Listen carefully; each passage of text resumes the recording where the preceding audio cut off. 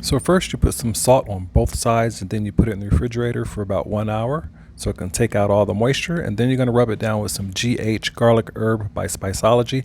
This stuff is lovely. Then you're also going to put some black garlic compound butter on top of it, and this stuff is going to be tasty. It's going to cook in real well.